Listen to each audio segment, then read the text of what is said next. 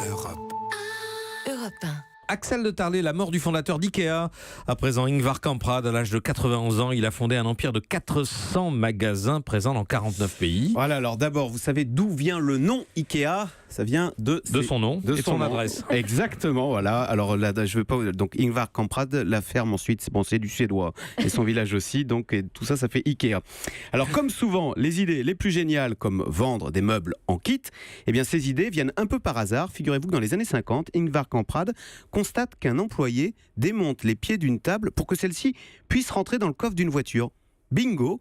Désormais, tous les meubles IKEA seront vendus en kit. Eh bien aujourd'hui, IKEA, c'est près d'1 milliard de visiteurs chaque année dans ses magasins. Bien que figurant parmi les plus grandes fortunes du monde, je crois que c'était la troisième fortune européenne. C'est opaque. L'homme était connu pour sa pingrerie légendaire. Oui, toujours la même voiture, il en était très fier, il voyageait en classe éco, il négociait les salades sur les marchés, et surtout on utilisait les feuilles de papier recto verso, alors il s'amusait d'être une radin, comme il disait. Je vous propose d'écouter ce document très rare où le patron d'IKEA parle en français de sa radinerie. Il y a beaucoup d'histoires. On dit que je suis une radin, mais je suis très fier. Voilà, alors il parle français parce qu'il répondait à une interview pour la télévision suisse. Alors ça, c'est le côté un peu sombre du bonhomme, c'est qu'à force d'être radin, il avait un problème avec les impôts. Vous savez qu'il a quitté la Suède dans les années 70 pour ne plus payer d'impôts. Et puis l'entreprise IKEA est actuellement sous le coup d'une enquête de la Commission européenne pour fraude fiscale avec toutes ses filiales opaques. Et puis alors surtout, concernant l'homme, vous savez qu'il y a ce scandale qui a été révélé dans les années 90 sur ses sympathies,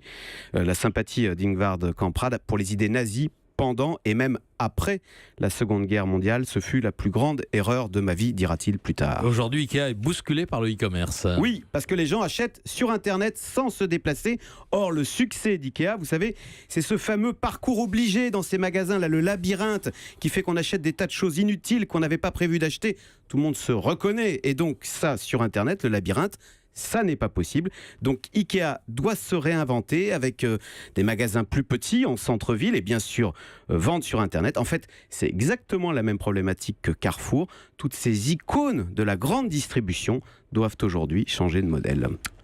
Axel de Tarlé. Vincent ? Oui, il y a des ventes de neuf sur Internet avec Amazon, mais aussi l'occasion. Il y a le Bon Coin. Ouais. Oui, vous avez raison. En plus, maintenant, la mode, c'est l'économie circulaire. C'est-à-dire qu'on achète des meubles d'occasion à son voisin sur le Bon Coin ou sur des autres sites.